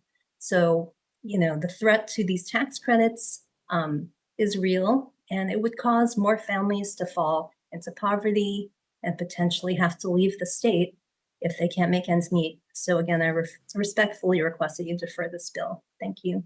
Thank you very much. Next up is Chris Lee.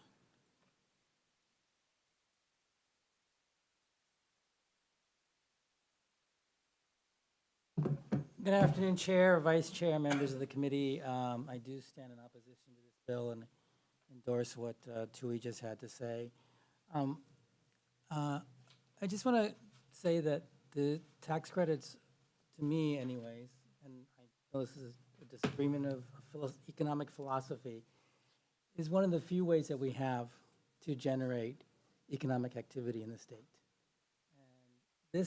And I'm going to speak obviously to the film production tax credit and what I hope will be a credit to help us build a studio at UH West Oahu, is that without it, the business will not be here. It's as simple as that, unfortunately. And this is a business that over the 20 years that I've been home and started the Academy for Creative Media 20 years ago, has grown very steadily since the first credit, which was Act 88 in 2006. Before that, we never did more than $100 million in direct spend, and now the average, according to DBET, is $396 million a year. And as Tui just pointed out, in 2022, that was $422 million. I would also like to point out that after 9/11, after the dot-com crash, and during COVID, this is the first industry that actually came back to life in Hawaii when tourism was severely curtailed. And particularly during COVID, and 2022 is, we're just coming out of COVID. People came here to shoot because we had created a safe space, but also because we had credits.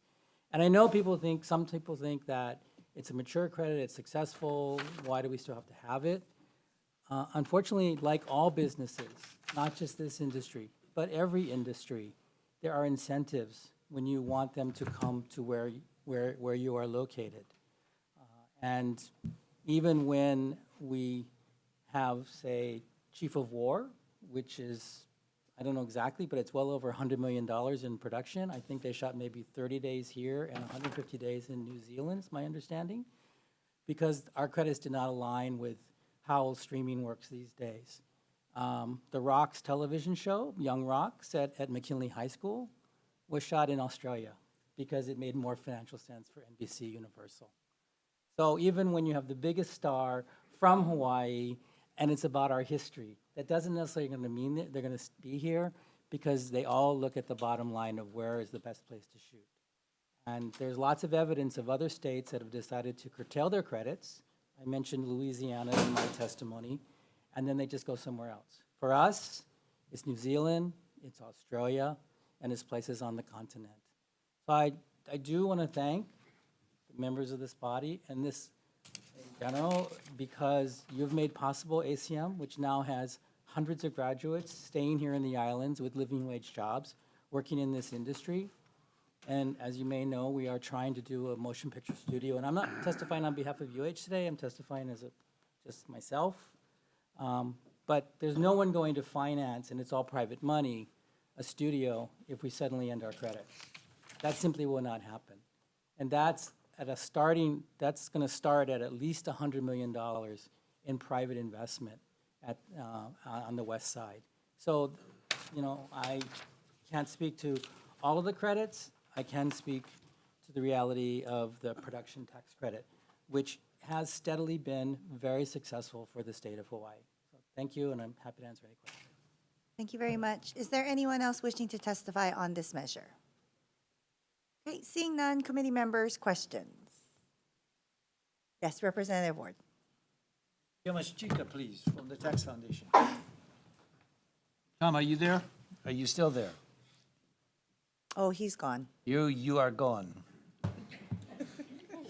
You're not a goner, but you're gone. Therefore, the Department of Taxation, put your academic hat on. Why are there tax credits in the first place? I think we got to go back to fundamentals when we look at a bill like this. What's the purpose of tax credits, generally speaking? Might be to incentivize certain behaviors. Bingo, incentivize certain behaviors. Keep the film industry in Hawaii. When you get a McKinley and you get our own rock star, and he goes to New Zealand because they make more money. So it's almost a social engineering of sorts, right? Or incentivizing where, look, we want you to raise your kids, we want to give you a child tax credit. Correct? So this blunt instrument saying all of them fade away into the sunset. As a tax man, what would you advise this finance committee to think about what we're doing with a bill like this? Or is that a bit too hot of a question? I'm not going to testify as to whether it's a good idea or a bad idea. Okay. All I'm here is, we don't have any objection to it in terms of implementing this. There is an uncertainty for us because what it does say is that Well, you guys are going to get a lot of money. Have you figured out how much money you're going to get out of this one? credits would sunset, or there would be a gradual reduction over a 3-year period of a credit. And so that potentially could cause us some issues in terms of what it would take to phase down a credit, in terms of having to update forms and our computer system. Potentially, we don't know what it looks like because it hasn't happened yet. Okay, let me rephrase the question. If you took away all tax credits, how much money would not come out of the coffers of the state of Hawaii? It's huge though, isn't it? I see. So it would be a windfall for DOTAX. You don't have to answer that anyway. You get the drift of where I'm going. Thank you, Chair. Okay, thank you very much. Any other questions? Yes, Chair. Thank you. Tax Director. Oh, Director. come back. Director. So simply, the tax code in general, is its purpose to collect money or to give money out? Well, yeah, I would guess primarily it's, we implement the tax laws, so it's to bring in tax revenue. That's right, okay, thank you. BNF.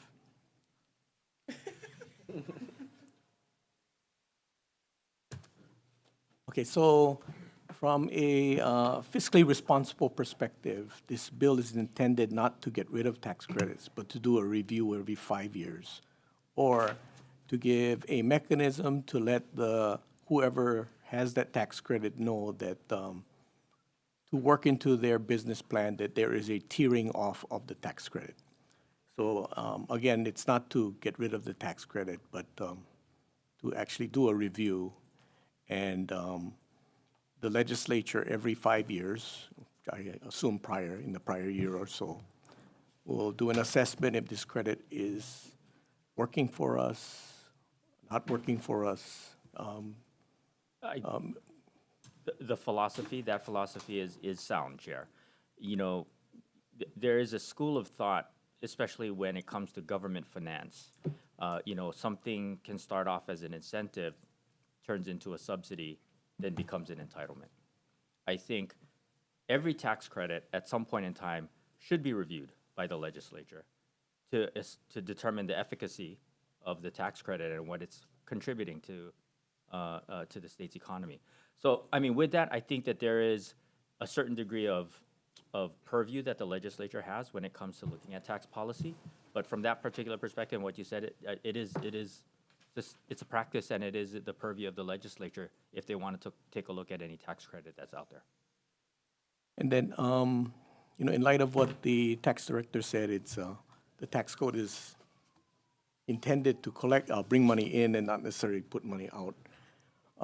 From a fiscal perspective, is it better for us to appropriate funds directly for a purpose and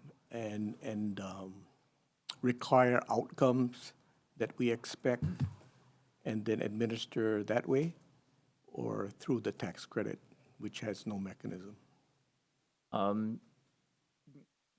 I think the legislature and its constitutional authority to appropriate, that falls within the purview of the legislature. So again, directly controlling and addressing a particular appropriation or a need is one way of looking at it. Tax credit is another thing, but at the same time, right, you know, that's why you would put in something like a review of a tax credit so that somehow the legislature can make the determination on whether or not it's meeting the intended goals.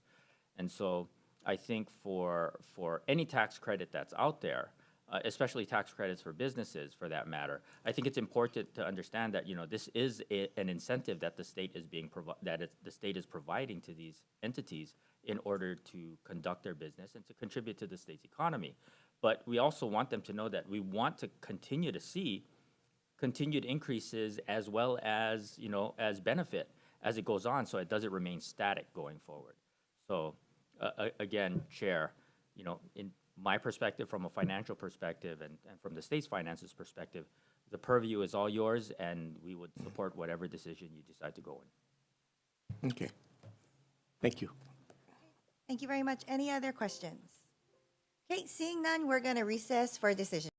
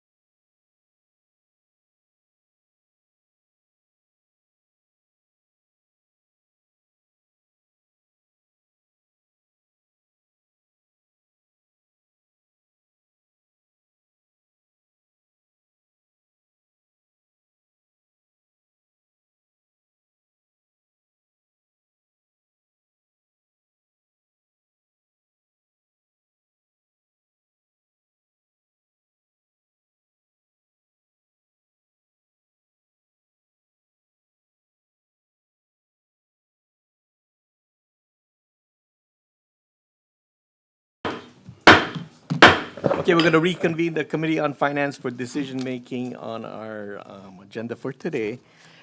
First up is House Bill 1801. Recommendation is to pass as is. Discussion.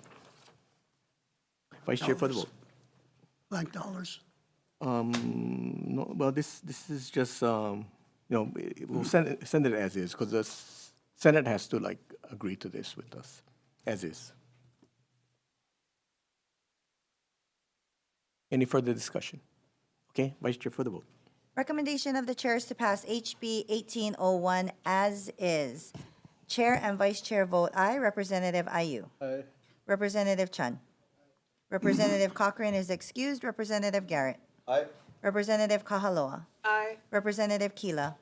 Representative Kobayashi. Representative Lamosao. Representative Morikawa. Representative Nishimoto.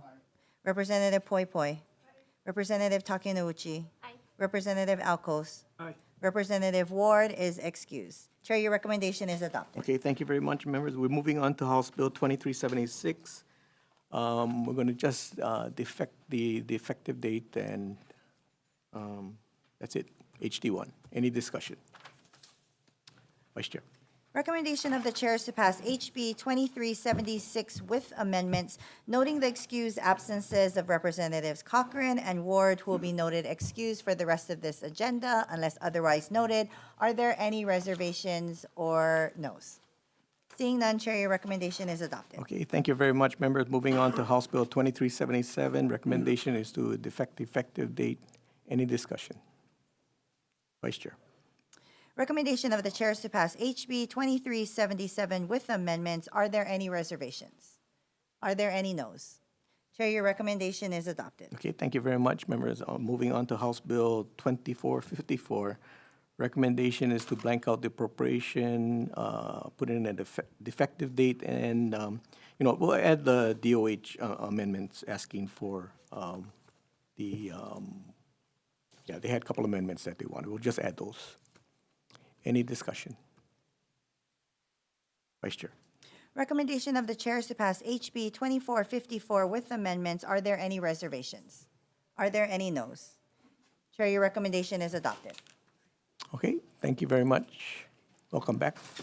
Okay, moving on to House Bill 2399. Recommendation is to put a defective date. Any discussion? Vice Chair. Recommendation of the chair is to pass HB 2399 with amendments, noting the presence of Representative Ward, who will now be noted as present for the rest of this agenda. Are there any reservations? Any noes? Chair, your recommendation is adopted. Okay, House Bill 24, thank you very much. Moving on to House Bill 2489. Recommendation is to pass it out with a defective date. Any discussion? Vice Chair. Recommendation of the chair is to pass HB 2489 with amendments. Are there any reservations? Any noes?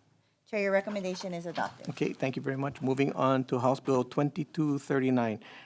Recommendation is to pass this with a defective date. We're going to put in section eliminating or transferring of all non-general fund. We're going to put a new section in for that. Any discussion? Okay, Vice Chair for the vote. Recommendation of the chair is to pass HB 2239 with amendments. Are there any reservations? Any noes? Chair, your recommendation is adopted. Okay, thank you very much. Moving on to House Bill 2238. You had reservations? Yes, I did note in present. Yes. Yeah, I'm still here. Okay. I got you. I care about you. Oh, thank you. Okay. Wow, that's very warm. That's nice. Wait till I vote no on your bill, though. I don't have any bills on this. Okay, we're moving on to House Bill 2238. Recommendation is to pass with amendments defecting the effective date, also putting in a new section eliminating or transfer of the section referring to the non-general funds, and also removing the reference to Washington Place, as in the testimony from DAGS and the AG. Any discussion? Sure. Yes. I don't see the value added of doing this in that, I think one of the testifiers said that we may jeopardize some of the assets. We took that section out. That whole Took that section. That whole But section that out. doesn't mean that the reality of going from a trust fund to a special No, fund. that whole section is out. So it's not going to be a It's not, special it's fund. not in the bill. So it's status quo. Yes, that part is status quo. Essentially. So just kill the bill then. No, the bill has other non-general funds that we will be eliminating. That will be doing what? Eliminating. To take If away you read from.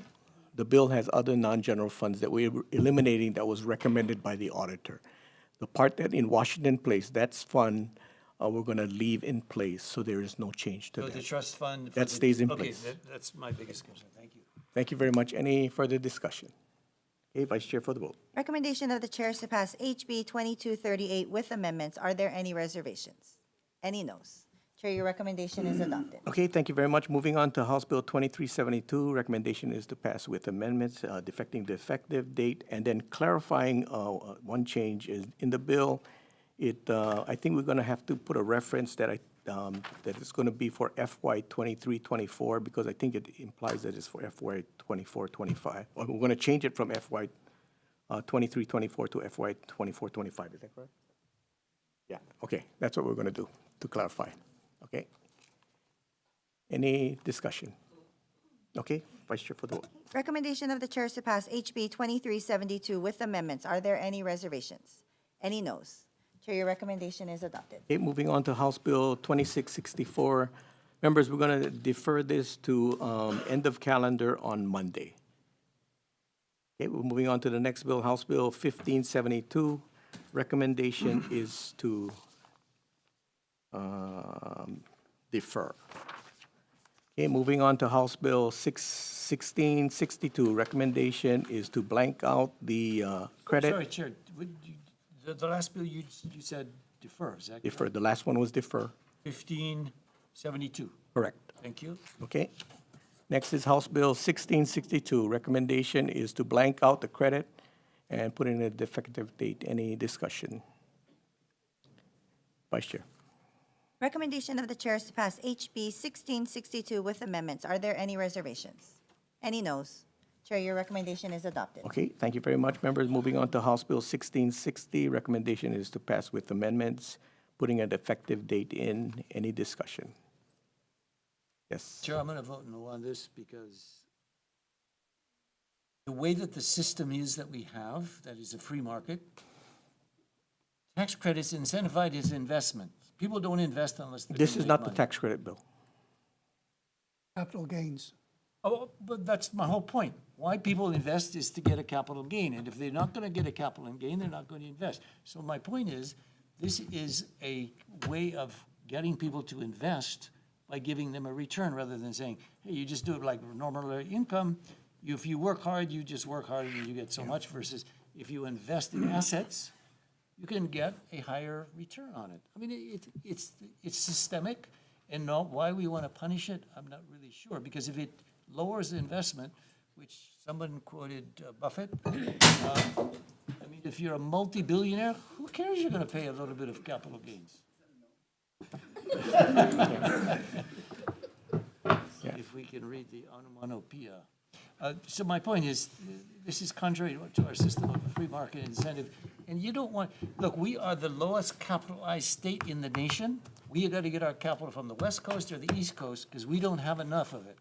And if we want to have people invest, we don't want to make sure that, hey, you're going to take lesser, much of it away. I know it helps the state. It buttresses our funding and our budget. But in terms of the systemic realities, it's going to, I would say, disincentivize investment, which is not what we need. And we have, as UH said, we have an anemic economy.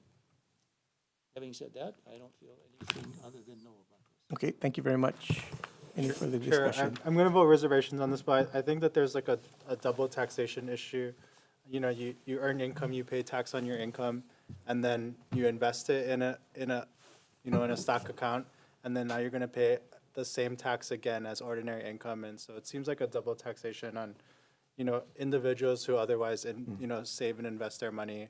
And it affects everyone at every level. And I think we should be encouraging that kind of saving for retirement and investment. So just with reservations on this Okay, bill. thank you very much.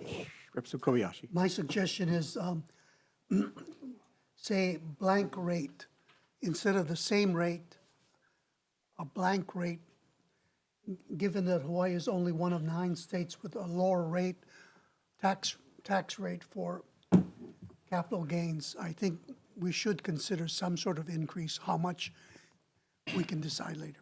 Okay, good point. Any further discussion? reservations. So noted. Any further discussion? Okay, members, HD1, Vice Chair. Recommendation of the chair is to pass HB 1660 with amendments noting the reservations of Representatives IU and Alcos. Are there any additional reservations? Is there a defective date? Yes. Great. Then noting the no vote of Representative Ward, are there any additional no votes? Okay, seeing none, Chair, your recommendation is adopted. Okay, thank you very much, members. Okay, moving on to the final bill of the agenda, House Bill 1804. Members, I'm going to defer this measure, but just so everybody's clear, I still think there needs to be a review, but I think it needs to be a comprehensive review. So part of what we will be working on going forward is with UHERO, DBED, and others, is to do a comprehensive review, which might include the tax department and BNF, sitting right there, and others, that a comprehensive review of our entire tax code, including the counties, and how it is maybe obsolete, and having people that study this. I know that DOTAX has somebody in there, and now UHERO has somebody that is a tax expert. And we have the, so we're going to do a comprehensive review of all these things going forward. So I think, which shall include the counties, where the counties can weigh in, and the state will weigh in, and others will weigh in. But I think that's the kind of review we need. These other measures that we passed prior to this, I'm just keeping it on as options and for discussion purposes. My intent is, but I also believe, right, that what I stated earlier, that the tax code is to bring money in, and to put money out. It should be some kind of granting system or appropriation system to directly to serve the purpose that the legislature so sees fit. And next week there are bills that I will be hearing that will adjust the brackets, which I don't think we can afford right now, but we will hear them.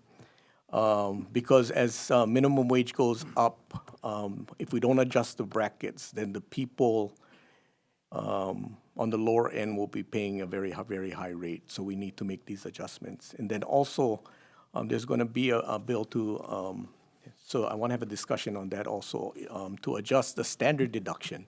So my belief is that if we increase the standard deduction and we don't tax the people on the low end in the first place and just let them keep their money, then we don't have to give them a credit, right? Because we're just letting them keep their money. So these are the types of discussions that I want to continue to have with this committee. But like I said, I'll hear a couple more bills so that we can have this discussion with the public and with the committee. But the intention is at some point to do some comprehensive review on this. So that's my comment. Representative Ward. Chair, well said. One size does not fit all, and you've nuanced it to where nobody gets a free pass and forever and ever tax credit. So I think being down the line Okay, thank you very much. Thank you for attending, members. Yes, Representative Kobayashi. I think we already have a comprehensive review. It's called the Tax Review Commission yeah. every 5 years. Yeah. What we really need is selective So what review. I understand that. Comprehensive is too much. What was missing in the Tax Review Commission is they never include county taxes. And that's the kind of review I'm talking about. and that all we they have. do is tell you how to raise taxes, generally is what they do when they put their thing together. Well, there's some good ones. Read the 2005 Yeah, it one. gives us some Anyway. creative ideas, but it's not a real. Members, thank you very much. We are